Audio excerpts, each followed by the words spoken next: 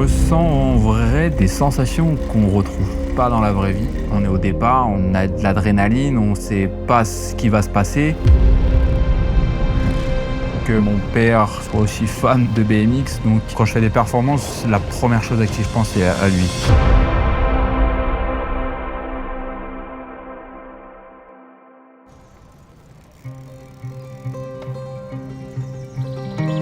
Là, on est là où tout a commencé, où j'ai passé des heures et des heures et des heures à m'entraîner, à prendre du plaisir avant tout et à profiter le moindre temps libre. J'allais sur cette piste et j'allais me défouler. J'ai vu la piste, j'avais mon BMX, j'ai dit à mes parents, voilà, je veux faire ça, je veux faire du BMX. Ça a matché direct, quoi. J'avais la chance d'habiter à côté de mon collège, donc souvent je rentrais chez moi le midi, je repartais à la piste de BMX. Après-midi, je retournais en cours. Et s'il faisait beau et que j'avais pas de devoirs, etc., boum, je retournais au BMX et ça toutes les semaines, toute l'année, qu'il pleuve, qu'il neige, qu'il vente. Je pense que j'ai dû passer plus de jours cumulés là-bas que dans ma chambre, quoi. Tout ce que je gardais en moi, que je disais pas à l'école ou que je disais pas dans mes parents ou autres, je venais là et ça me permettait de me défouler. Je suis quelqu'un de calme mais qui peut pas rester en place. Du coup, il fallait un moment que ça sorte. Mon énergie, elle sortait ici en fait. Et calme à la maison et au BMX, un peu la tempête, quoi.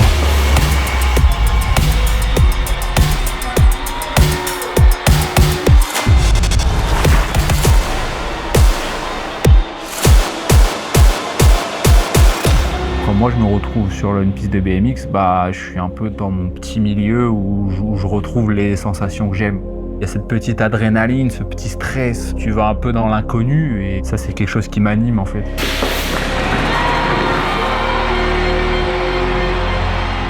C'est un sport dangereux quand on le regarde de l'extérieur. On est un peu fou, mais en fait, c'est 100% maîtrisé, on a 100% confiance en nous. Faut même pas prendre le départ si t'as peur, en fait, ça sert à rien. La peur, je ne l'ai pas. Après, ça m'arrive dans une course, forcément, des fois, tu te fais des petites frayeurs, mais c'est sur un bref instant. Ce qui me fait avancer, c'est surtout me prouver à moi-même que je peux y arriver et que je peux le faire, en fait. Je travaille dur à l'entraînement pour justement vivre ces émotions en compétition et me prouver que je fais pas ça pour rien et que ça marche, quoi.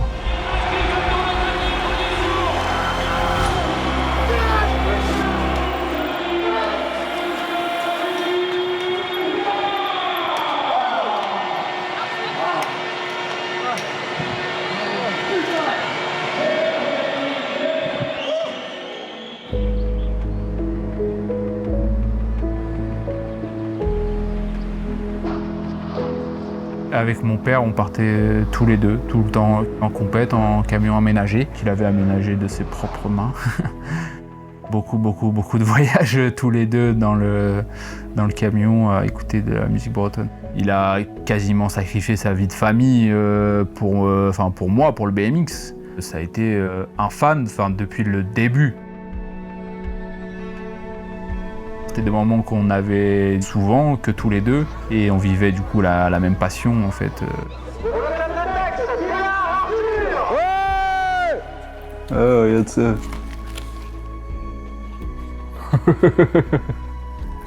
Oh l'ancien. Oh j'étais nul. C'est où? À Champy je crois. Oh je sors le pied et tout. Mais en fait, c'était ta première, je me rappelle que tes premières Coupes de Bretagne, la première, tu as dû faire 7, 8, et en fait, tu gagnais une place à chaque fois. Tu faisais 6, celle d'après 5, et comme ça, tu as remonté petit à petit, et tu... Petit à petit, les autres fait son nid. Ouais.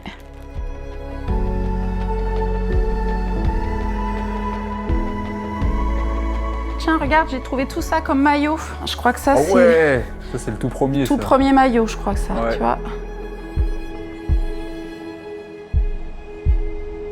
Première année élite, mon père décède en juin.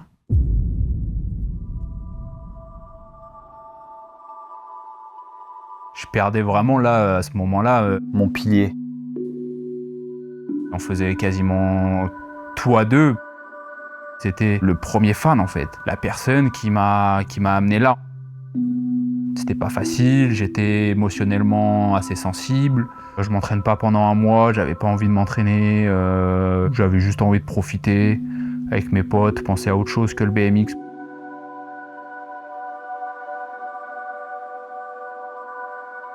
Je me suis dit, ok, ce projet maintenant, on va le mener à deux. Moi et mon papa, je sais que lui, il en rêvait.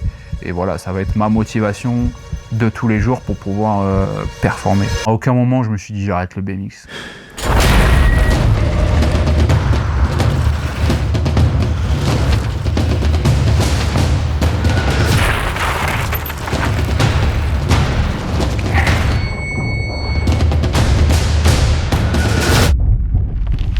J'ai eu pas mal de blessures, dont une qui m'a beaucoup marqué et qui m'a fait, je pense, beaucoup évoluer.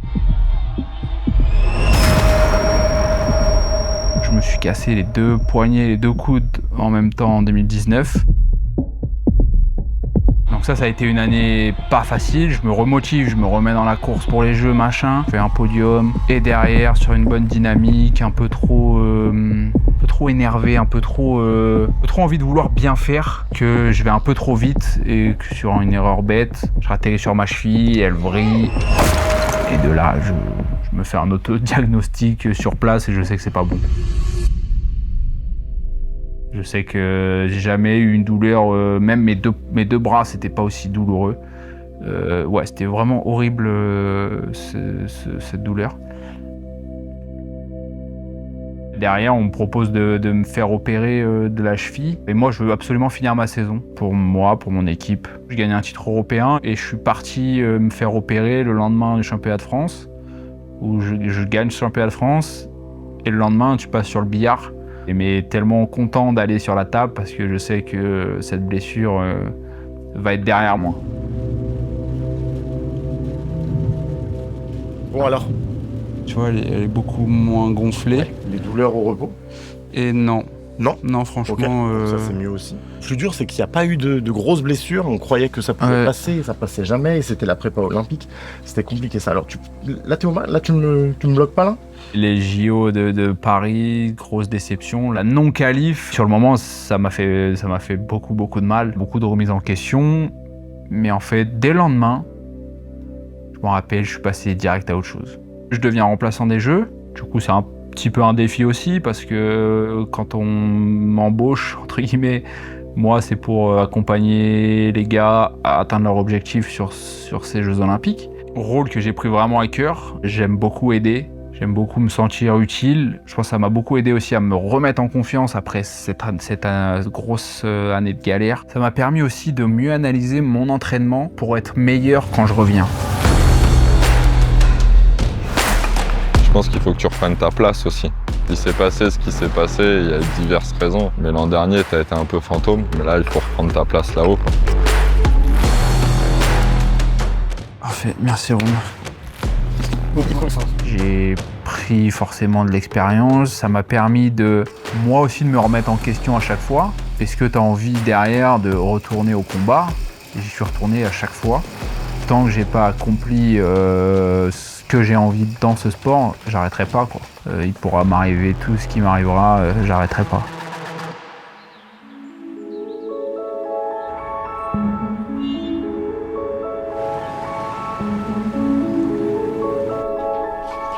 Donc là, on est à Copenhague, on est au championnat du monde de BMX. Et je suis prêt maintenant à aller chercher mon premier titre mondial.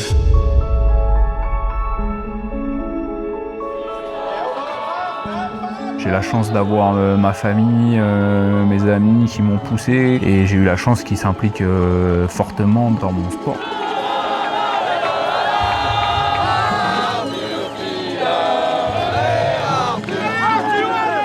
Les gars sont impliqués, enfin vraiment, ils portent le projet, ils croient en moi et je pense qu'ils veulent être là si un jour je suis champion du monde. Et ça va arriver un jour, c'est sûr, ça va arriver. Il est là l'héritage de l'équipe de France des Jeux Olympiques, on peut le faire. C'est parti pour les Français sur cette finale de championnat du monde. Arthur Pilar qui est sorti en première position. Sylvain André, Isaac Kennedy, Arthur Pilar qui vient en tête, magnifique. Clarté, Pilar on qui est déroule derrière. devant, Clarté qui va prendre la troisième Oh là là, position. Pilar qui va être peut-être champion du monde. Où est Joris Oh Daudet? là là, l'écart pour Pilar, l'écart pour Pilar. Pilar qui va filer vers le titre, Isaac Kennedy qui tente de revenir. C'est bon, ça va passer pour Arthur Pilar. Premier titre de champion du monde pour Arthur Pilar.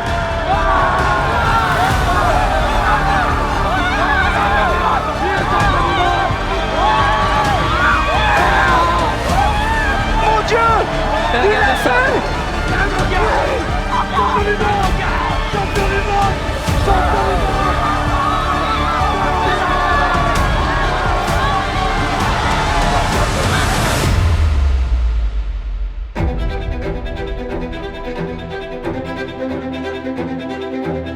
L'objectif principal, c'est vraiment d'aller chercher la médaille d'or à Los Angeles. T'es plus que prêt là. T'as ton prime là. Pas encore à mon prime. Ouais. Ça va, je vais arriver à mon prime bientôt là. Je le sens. Aux alentours des 30 ans, je serai au max. Le fait de ne pas faire déplacer les gens pour rien et de les rendre fiers en donnant le meilleur de moi-même, c'est ma manière à moi de leur montrer mon amour en gros. J'ai jamais renoncé, j'ai toujours retourné derrière au combat pour pouvoir justement réaliser notre rêve. Et c'est loin d'être terminé encore, j'ai encore des choses à accomplir. Donc dire à la fin de ma carrière, voilà, j'ai réalisé notre rêve à nous deux en fait.